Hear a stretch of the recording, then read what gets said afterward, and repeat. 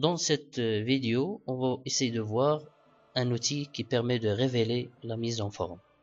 Ça veut dire quoi? C'est savoir quelle est la mise en forme appliquée sur un mot ou bien un paragraphe en général. Par exemple, si on veut savoir quelle est la mise en forme appliquée sur le mot Microsoft, on peut cliquer sur le mot et dans le ruban, dans l'onglet Accueil, on peut dire que c'est en gras italique. Bon, c'est centré, par exemple, mais on ne peut pas savoir toute la mise en forme appliquée sur le mot Microsoft.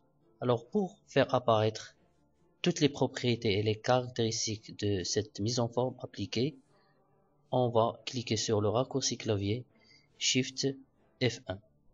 Alors voilà, tout à fait à droite, un volet qui permet de révéler la mise en forme appliquée sur le mot Microsoft.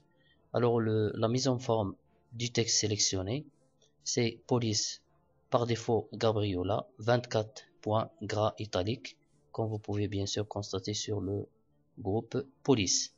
Aussi la langue c'est français, l'effet c'est contour du texte, remplissage du texte et réflexion, c'est l'effet appliqué. Paragraphe alignement centré, retrait gauche 0, droite 0, espacement avant 0 et après 10 points. Interligne multiple 1.5, 1.15 LI. Voilà. Et les sections aussi, hein. D'accord, les marges, la disposition. Regardez, voilà, le papier.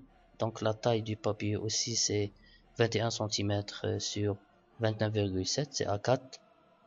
En tête et pied de page, et voilà toutes les caractéristiques de la mise en forme appliquée et les propriétés de la mise en forme de ce mot.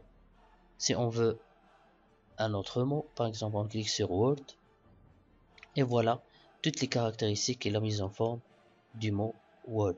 La même chose pour un autre mot, par exemple le mot fonctionnalité. Voilà la police appliquée, New Time Roman, c'est ça, etc.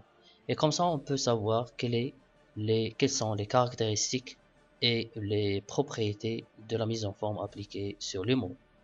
Merci.